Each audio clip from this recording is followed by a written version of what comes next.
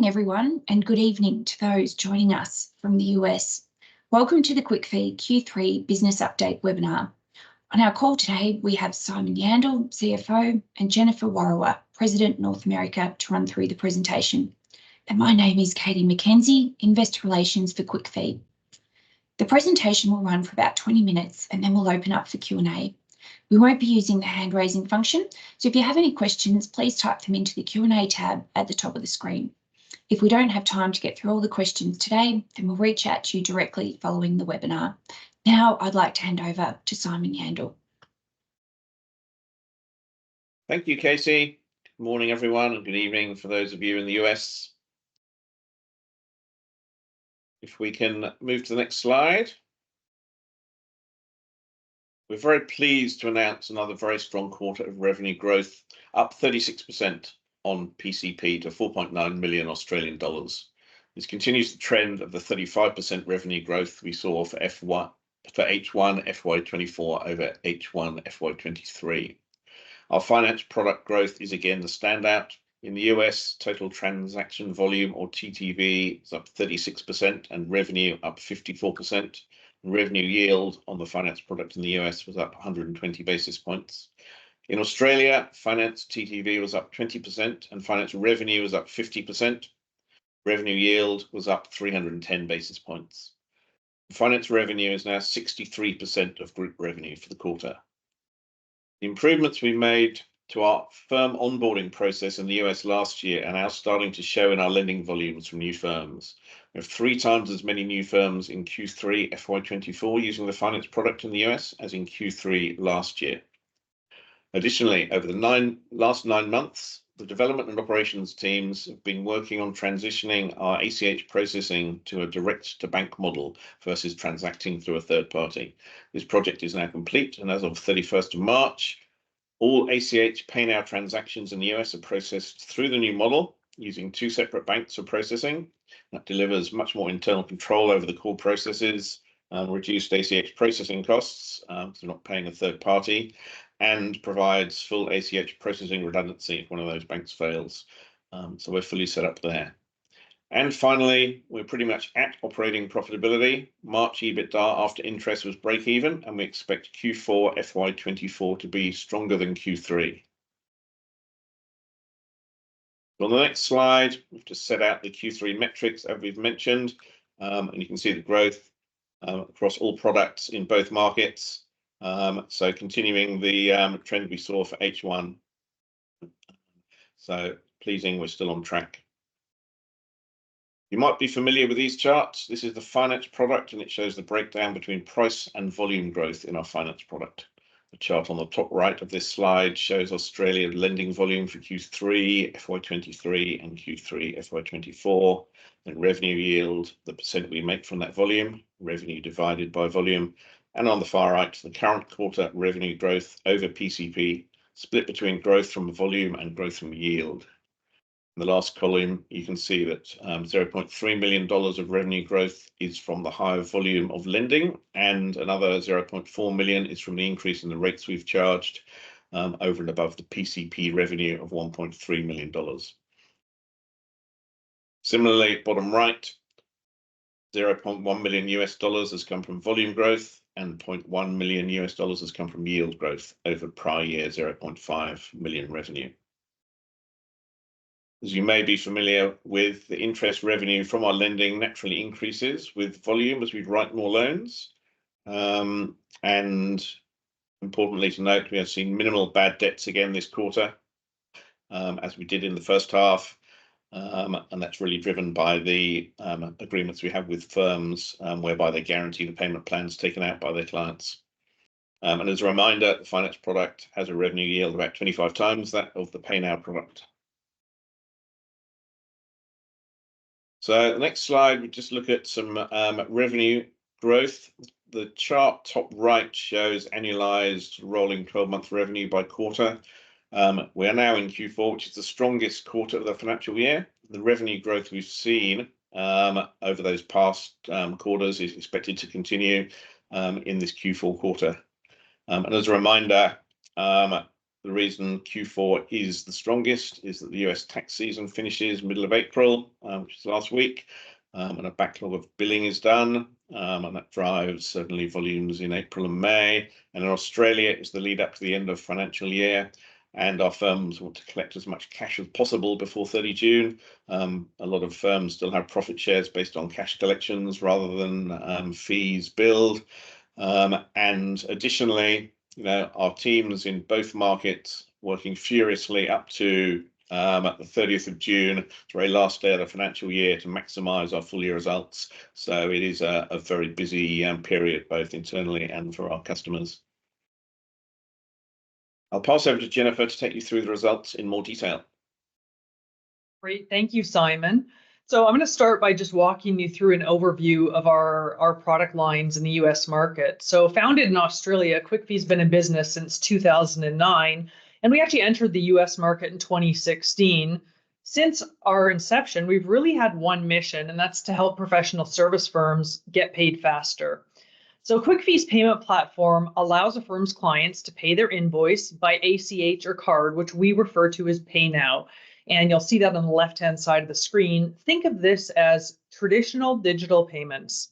Then we also offer a lending option that's proprietary to QuickFee called QuickFee Finance. This pay over time option allows clients to pay over 3, 6, 9, or 12 months while the firm gets paid in full. And it's important to note this is done at no cost at all to the firm. Finally, our Connect product is a significant growth enabler in the US market. Our existing customers have a combined annual revenue of around $10 billion. Right now, only $1.2 billion of that annual revenue is processed through QuickFee. The remaining 8.8 is primarily being received by check.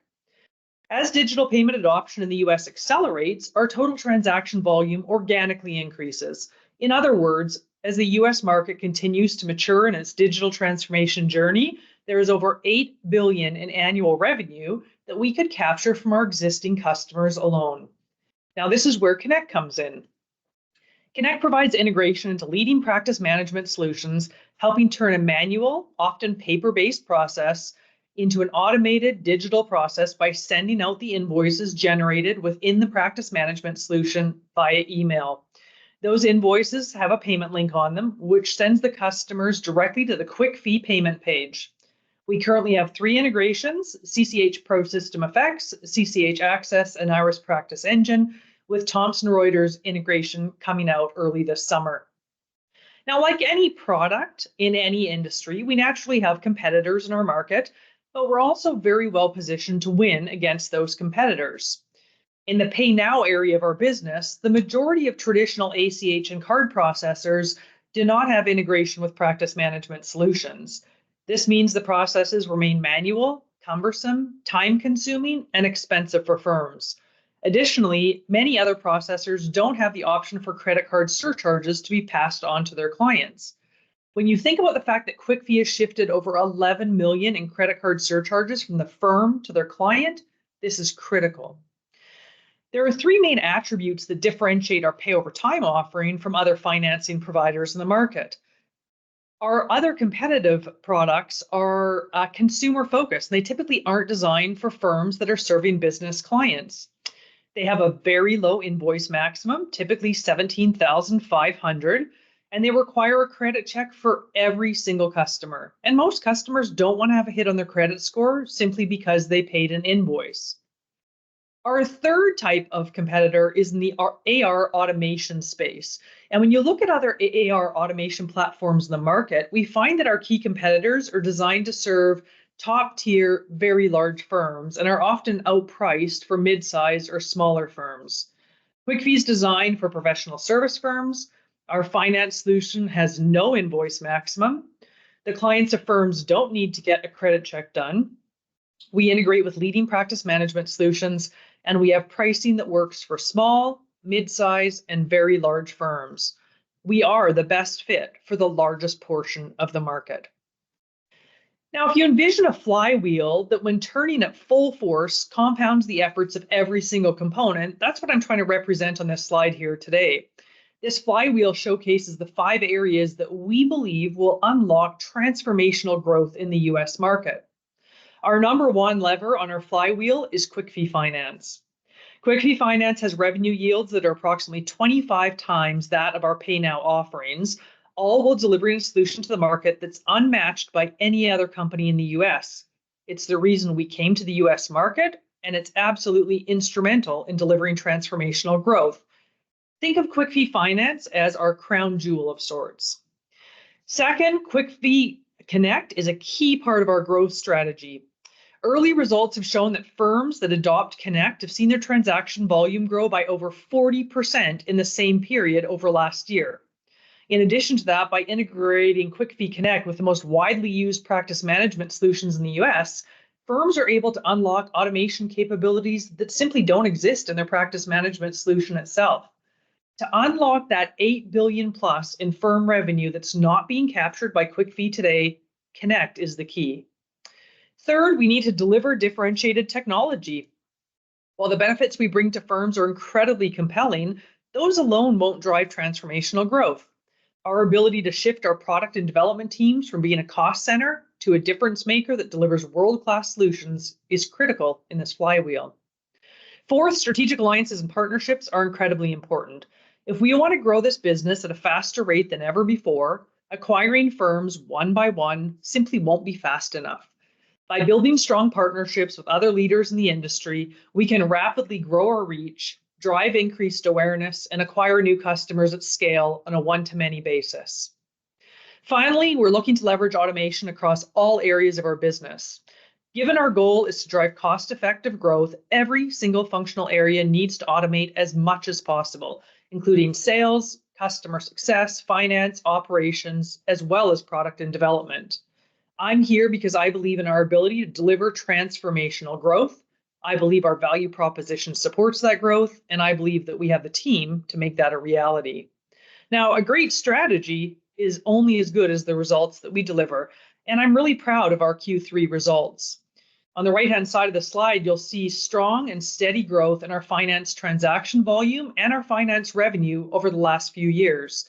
Additional indicators of momentum in Q3 include a 200% increase in the new firms utilizing finance in Q3 FY24 over the same period last year. This was driven by consistent execution of our improved onboarding process, going after and winning larger firms with higher revenue, and a number of strategies that we're executing on to capture more of our customers' payment flow. We also continue to nurture our strategic partnerships, including the BDO Alliance, Alinea Global, and Iris Software, with our first Iris user conference coming up next month. We're also about to launch our new integration partnership with Nula, which will provide our customers with best-in-class engagement letter functionality, all integrated with the QuickFee Payment Suite and Connect. Another accomplishment that can't be overlooked in Q3 is the completion of our move to a direct-to-bank model for our ACH processing, which Simon mentioned earlier. This gives us full redundancy. In other words, if something were to happen to a bank that we process through, we could switch to another bank partner in a very short period of time. Additionally, we increase our margins on ACH processing by going direct to the bank versus processing through a third party. When you take a look at our operational metrics in the US, the highlight callout is a 36% increase in our US finance transaction volume, which translates into the 54% revenue growth over the same period last year. PayNow also delivered strong growth with a 17% increase in TTV, and active firms and customers are also up by 3% and 14% respectively. In Australia, Bruce Coombs continues to lead the team to sign up new firms and drive organic lending growth. Both TTV and revenue have seen consistent growth over recent years, and we expect to continue to post growth as economic conditions work in our favor and as we track towards record lending for the full FY24 year. Now, as you can see on the next slide, in Q3, active customers grew by 25%, which demonstrates the increase in demand from firms and their clients for QuickFee Finance. The growth has been boosted by growth in our legal disbursements funding product, which, similar to the rest of our business, provides funding to substantial, reputable firms. For those unfamiliar with this product, the disbursement funding, or DF product, provides funding for disbursement costs for personal injury law firms, which are usually costs for medical reports in personal injury lawsuits. The one key difference about this product compared to funding, accounting, and legal fees is that interest compounds and there are no installments repaid during the term of the loan. The loan is repaid in full with all accrued interest at the earlier of when the case is settled or after a maximum term of 24 to 30 months. Interest rates are comparable to the fee funding product, but our funding requirement is higher with disbursement funding because there are no repayments until the end of the loan term. And I'll hand it back over to Simon to share some metrics around our path to profitability and cash position. Thank you, Jennifer. This slide was presented recently at our Investor Day, and it does show revenue, gross profit, and EBITDA and how they're growing progressively, half on half. We expect those trends to continue in the second half of FY24. We've shown steady improvement in EBITDA after interest in recent consecutive half years, as you can see. EBITDA was flat in H1 FY24 versus the prior half, but H2 is traditionally stronger. The reason it was flat was really a $0.5 million one-off product development cost relating to some consulting work and transitioning to a lower cost PD structure going forward in H2. So we'd expect revenue to continue to trend upwards in H2 and costs to stay relatively flat, which will deliver improved EBITDA in H2 over H1 this financial year. And on the next slide, if we look at our cost base, that is split between fixed and variable, about 30 to 35% of revenue is in variable costs, which are about 30 to 40% of total costs. And you can see on the right-hand side, the purple line is revenue and how that's growing. And thus the dotted line is continuing the revenue growth that we've seen in the first half. And put it all together, you can see those columns in the sort of lighter colors there are hypothetical sort of future periods, but you can see as revenue grows how the fixed costs in purple stay, relatively flat, and how the variable costs are growing in line with the revenue. But it, you can see quite quickly that revenue will outstrip total costs over a period there. The variable costs are really comprising interest, US ACH processing costs, and some card processing costs in Australia. So you can see the scalability of the model once we hit profitability. It's pretty clear there. Just a quick note on the next slide. In terms of our liquidity position, we had $3.2 million of cash available on hand. And our growth capacity from our borrowing facilities is a further $23.2 million from the existing facilities that we have available to fund future loan book growth. So we have adequate headroom to achieve the sustainable profitability that we're very close to within the existing facilities. And our facilities will fund between 85 and 90% of loan book growth. So we have to contribute 10 to 15% out of our own cash reserves. And the rate of the loan book growth will determine any growth capital required that we need to grow our loan books in both markets. So that will supplement any cash that's generated from operations. So if the loan book growth and the requirement to fund the 10 to 50% ourselves outstrips the cash that's being generated from the business, there will be a requirement for growth capital as we continue to grow. With that, I'll pass back to Jennifer to summarize the outlook for the rest of FY24 and into next year. Great. Thank you very much, Simon. So I wanted to wrap up today with a summary of our highest level strategic priorities for the business for the remainder of FY24, just a few months left here. For those of you who attended our last business update or attended our investor day, you'll note these remain consistent with what we've shared previously. And this is a good thing. We don't want these changing all the time.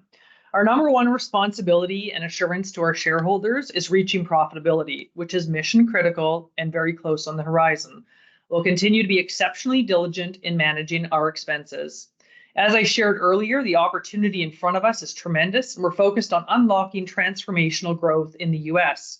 We have the right leadership team. We're leveraging strategic partners to drive exponential growth and continue to develop our Connect product to capture more firm transaction volume.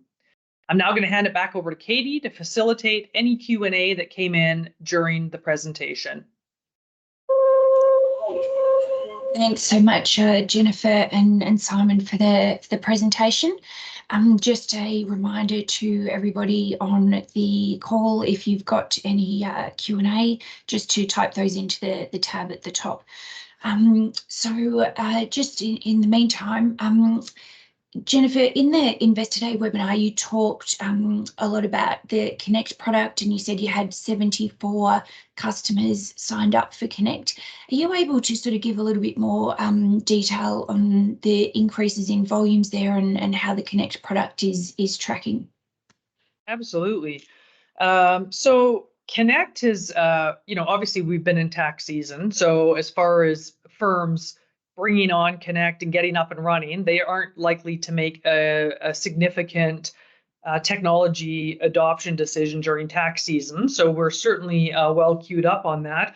But even with that, we've certainly seen the invoice volume exponentially growing. A good example of that is our invoice volume from February 2024 to March of 2024 was more than double. So we are seeing exponential growth, even though we're not bringing on a lot of new firms or getting them onboarded.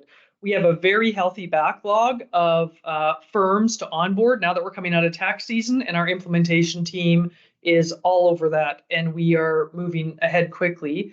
The other thing that I'd say is we're just about to launch our integration with Thomson Reuters Practice CS.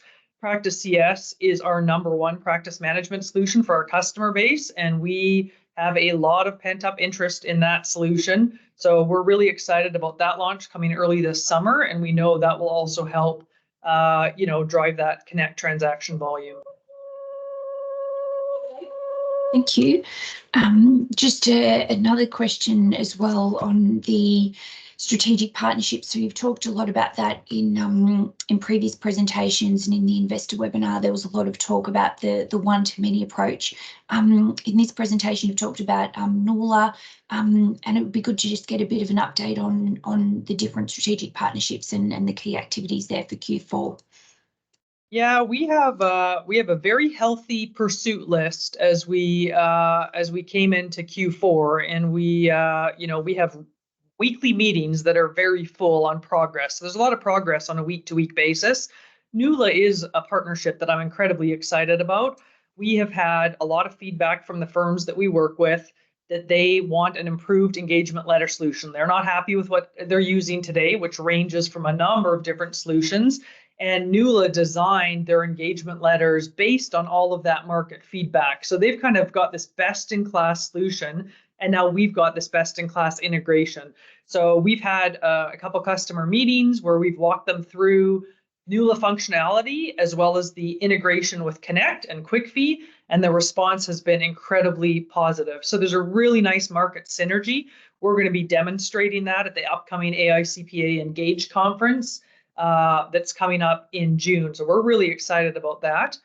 Our other partnerships continue to do well. Coming out of tax season, we have a lot of BDO area meetings that we are speaking at and attending, and it's a good chance for us to engage with BDO Alliance members. We also have the BDO Evolve conference coming up, which is a top conference for us and a great place to engage with and get a very healthy lead list. And then, of course, Iris, which was a partnership we announced last year. We continue to see healthy uplift in our transactions and momentum with Iris. We're excited that, coming up in May, we have our first Iris user conference. So this is where all of the firms that use Iris solutions get together and hear about what's new from them. We're excited to be presenting at that and sharing an update on our integrations, and also helping them understand that they can pay for their practice management bill using QuickFee Finance. So lots of good stuff underway and new contracts to be signed this quarter. Okay, thanks very much. Sounds like there's lots of things going on. So I can't see any further questions coming in. Jennifer or Simon, I'm not sure if you can see questions coming in there. Well, Thank you everybody for attending today, the Q3 update. We do these webinars every quarter, so we'll update the Q4 in July. In the meantime, if you've got any questions, feel free to reach out to either myself or Simon.